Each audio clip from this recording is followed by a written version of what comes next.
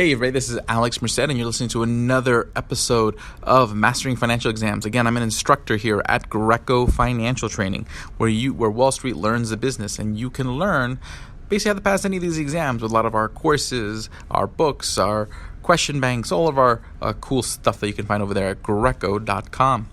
Now today what I want to talk about is corporate bonds. So the corporate bonds are bonds issued by corporations, so private businesses. Okay, and when you're private businesses, they range. Some of them are really big and probably will pay you back. Some of them are really small and unlikely to pay you back. So here, something like credit risk plays a much greater role, because basically if that company decides or fails to be able to pay you, you lost your money. You're not going to get any more interest payments, and you'll never get your principal payment of $1,000.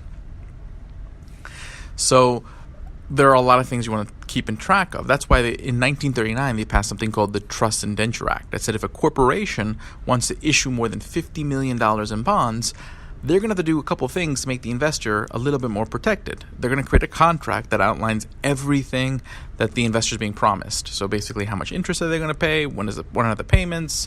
Is there any kind of collateral? Can they pay you back early? All these details would be in that document called the indenture. But to make sure that we enforce the indenture, the corporation would have to hire a third party called the trustee to actually enforce the indenture. So that way, if they don't pay the interest, if they don't pay you the par value, they don't do any of these things that they're supposed to do, the trustee would sue the corporation to make sure that the bondholders get at least as much as they can. Now, one of the things we do care about, like I mentioned, is collateral. And generally, when you have a debt that has collateral on it, it's called a secured bond, a secured debt. And secured debt always gets paid before the unsecured debt, the debt without collateral.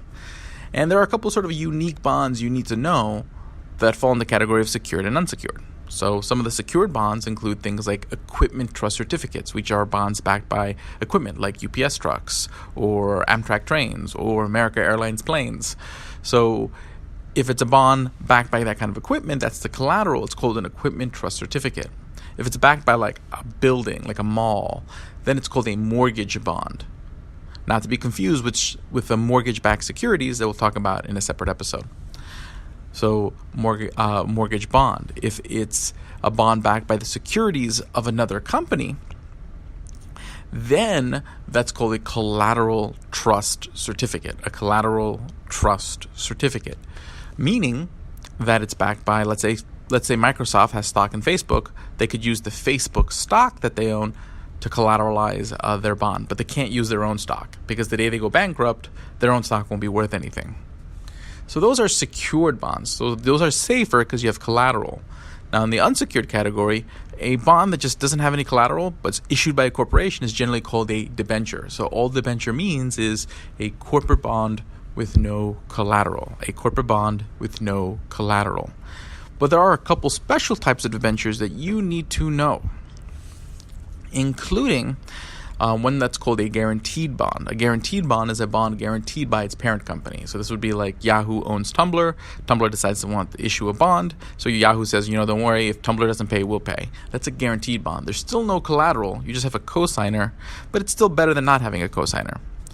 Then there's an income bond, which people always get confused with because the word income makes you think that this bond is great for income, but it's not. It's actually a company that doesn't pay you income at all.